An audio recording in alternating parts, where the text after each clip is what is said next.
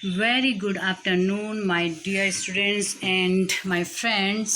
William Wordsworth की ये third poem मैं डिस्कस करने जा रही हूँ आपके सामने, जो है ओड इंटीमेशन ऑफ इमोर्टलिटी। इसमें से भी क्वेश्चन बार बार रिपीट होते हैं।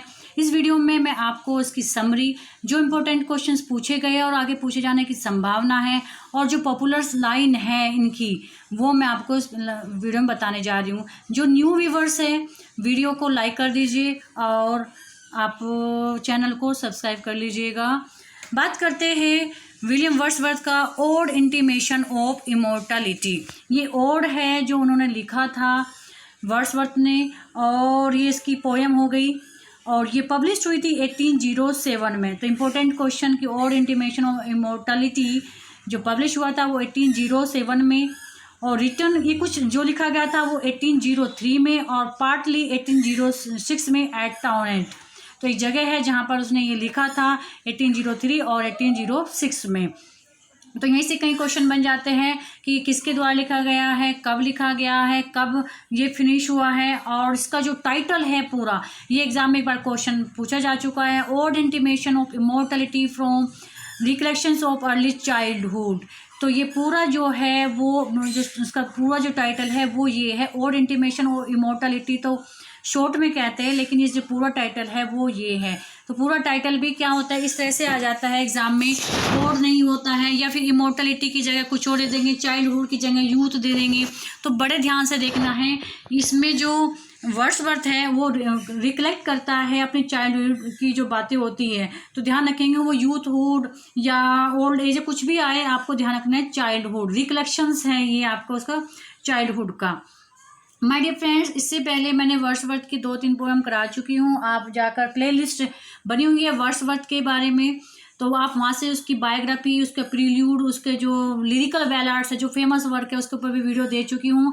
कुछ ऐसी पोएम्स है जो बार बार रिपीट होती है एग्जाम में, वो मैं आपको दे रही हूँ। और ये जो वीडियोज़ है वर्ड्सवर्थ, वो टीजीटी और पीजीटी दोनों के लिए इम्पोर्टेंट है। It is an irregular ode in the form of an address. ये क्या है, इरेगुलर ओड है। ओड क्या होता है, what is ode, types of ode, उसके लिए भी मैं एक वीडियो बना चुकी हूँ। आप जो फॉर्म्स ऑफ पोइट्री है उस प्लेलिस्ट में जाएगा और आप उस जरूर पढ़ें, क्योंकि बार बार रिपीट होने वाली टर्मिनोलॉजी होती हैं ये, आप उनको जरूर पढ़ें। और एग्जाम में भी पूछे जाते हैं, और एग्जाम्पल भी पूछते हैं कि ये किस टाइप का ओड है। तो ओड पहले समझिए क्या होता है, क्या कहाँ से आया है और कितने टाइप का है। तो ये क्या, एक एड्रेस है, मतलब इन the form of an address, dignified in style, style में बहुत अच्छा है, फीलिंग एंड टोन। तो डिग्निफाइड है कहीं में, स्टाइल में, फीलिंग में एंड टोन में। 1815 he revise the poem and prefix to it the lines. 1815 में इसको क्या करता है, वो रिवाइज करता है और लाइन्स को जोड़ता है। प्रीफिक्स होते पहले जोड़ता है। द रेनबो, जो रेनबो में है ना, the child is the father of man and I could wish my days to be bound each to each by natural piety. तो ये द रेनबो में ये जो लाइनें होती है वो जोड़ता है। Suggestion of Henry crab Robinson. तो जो सजेशन किसका था, हेनरी क्रैब का, जो रॉबिन्सन थे, हेनरी क्रैब रॉबिन्सन के सजेशन पर ये इसको प्रीफिक्स करता है। The long title suggested the theme. क्या होता है, जो उसका लॉन्ग टाइटल है ना, पता है ना, बहुत बड़ा टाइटल है, जो उसका टाइटल है वो ही उसकी थीम को सजेस्ट करता है। जैसे मैंने क्या बताया, वो जो चाइल्डहुड में उसने कैसे जीवन जिया था, उन चीज़ों को वो रिकलेक्ट करता है, उसको याद करता है इस मोड के माध्यम से। The knowledge of the soul immortality is based on the memons of ये memory of childhood.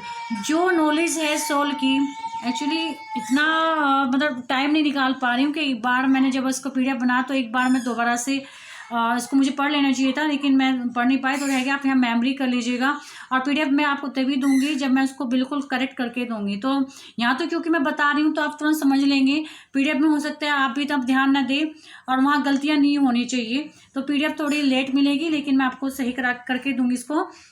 The knowledge of the soul immortality is based on the memory of childhood. तो वो मैं आपको बता चुकी हूँ। तो यह क्या, चाइल्डहुड की जो मेमोरी होती है वो उस पर उसी के आधार पर है। One is aware of this immortality in childhood. सभी जो इस अमरता होती है चाइल्डहुड की, उसको अवेयर है। But this memory fades from was mind with growing years. लेकिन जो ये मतलब ना कहते हैं हम इंसान ना सब कुछ भूल सकते हैं, लेकिन जो बचपन में हमने जीवन जिया है ना वो हमेशा याद रहता है, इसीलिए हम इसको अमरता कहते हैं, मतलब अमर है ये चीज़ें। लेकिन ये जो मेमोरी है मुरझाती चली जाती है जैसे जैसे हमारी एज बढ़ती चली जाती है। यानी इस कहने का मतलब है कि जब हमारे बॉडी में बहुत ज़्यादा प्रेशर होता है तब हम ये चीज़ें हमारे अंदर से धीरे धीरे कम होती चली जाती है। It seems that Wordsworth might have borrowed the idea from Henry Vaughan's the retreat. इसमें क्या है, ऐसा लगता है कि वर्ड्सवर्थ ने इसका जो आइडिया लिया था वो हेनरी वॉगन्स का जो वर्क है द रिट्रीट से लिया था, क्योंकि वो द रिट्रीट है उसी से थोड़ी मिलती जुलती है, इसलिए कहते हैं कि उसने यहाँ से आइडिया था। तो इम्पोर्टेंट क्वेश्चन है कि from where Wordsworth borrowed the idea for this poem, तो हेनरी वॉगन्स द रिट्रीट। अब इसमें से लाइन कौन कौन सी है popular? To me the meanest flower that grows can give those that do often light to deep for tears। ये बहुत अच्छी लाइनें हैं, पूछे जाने की संभावना है, इसको आप लर्न कर लीजिएगा। The things which I have seen I now can see no more। ये भी इम्पोर्टेंट लाइन है, पूछे जाने की पूरी संभावना है। The rainbow comes and goes and lovely is the rose, whither is filled the visionary gleam, where is it now the glory and the dream। और मोस्ट इम्पोर्टेंट जो एग्जाम में पूछी भी जा चुकी है एक बार, our birth is but a sleep and forgetting. हमारा बर्थ जो एक स्लीप है और सोना है और उसको फिर भूल जाना है। Not in entire forgetfulness and not in utter nakedness. तो इस लाइन को तो आप बिल्कुल पक्का याद कर लीजिएगा, मोस्ट इंपॉर्टेंट लाइनें हैं ये।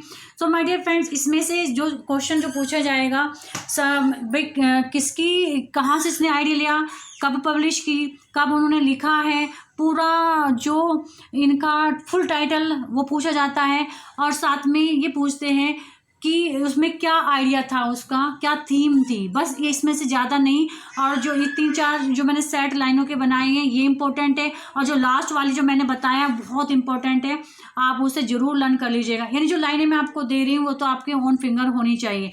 आई होप आपको वीडियो पसंद आई होगी। वीडियो को लाइक और शेयर करना ना भूलें। बाय।